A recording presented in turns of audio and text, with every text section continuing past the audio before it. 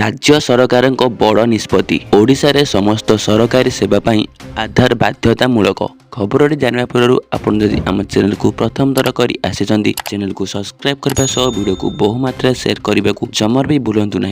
वर्तमान सूचना अनुसार सरकारी सेवा वितरण को सुव्यवस्था करने एवं स्वच्छता वृद्धि करने दिगरे एक गुरुत्वपूर्ण पदक्षेप भाव ओडिशा सरकार विभिन्न राज्य स्तरीय सेवा एवं अधिकारिक प्रमाणपत्र पाइबा पाई आधार को बाध्यतामूलक करिसेंती। राजस्व और विपर्यय परिचालना विभागर एक सांप्रतिक निर्देशनामारे उल्लेख करा जायछि जे विभिन्न अत्यावश्यक दस्तावेज पाई आवेदन करुथिबा व्यक्तिंक पाई आधार एबे एक बाध्यतामूलक आवश्यकता हेबो। एही निष्पत्ति सेवा वितरण प्रक्रिया को सरल करिबा, परिचय जांच माध्यम प्रमाणिकता निश्चित करिबा एवं आधार माध्यम हिताधिकारी योग्यता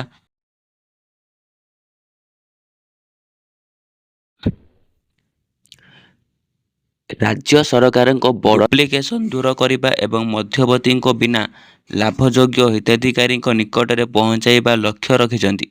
एबेठारु जाति प्रमाणपत्र, आय प्रमाणपत्र, आईनगत उत्तराधिकारी प्रमाणपत्र, जमी रेकर्ड संबंधी कागजपत्र एवं निबंधन दस्तावेज भली प्रमुख दस्तावेज पाई आवेदनकारी को निजर आधार नंबर प्रदान करने हेबो। एही पदक्षेप एभली गुरुत्वपूर्ण सरकारी रेकर्ड जारी करिबारे अधिक दक्षता जवाबदेहिता आनिबो बोली आशा करा जायछि। एही नीति को अपहंच एवं ग्रामीण अंचल रे मध्य फलप्रद भावे कार्यकारी करबा पाई विभाग ओडिशा कंप्यूटर एप्लिकेशन सेंटर बा ओएसएससी एवं नेशनल इनफॉर्मेटिक्स सेंटर बा एनआईसी सहित सहयोग करिछि। जो अंचल रे वर्तमान निबंधन केंद्र नाही सेटा लोक माने आधार पाई निबंधन करी नुआ आवश्यकता पालन करि पारिबे दिगरे विशेष व्यवस्था करा जिवो।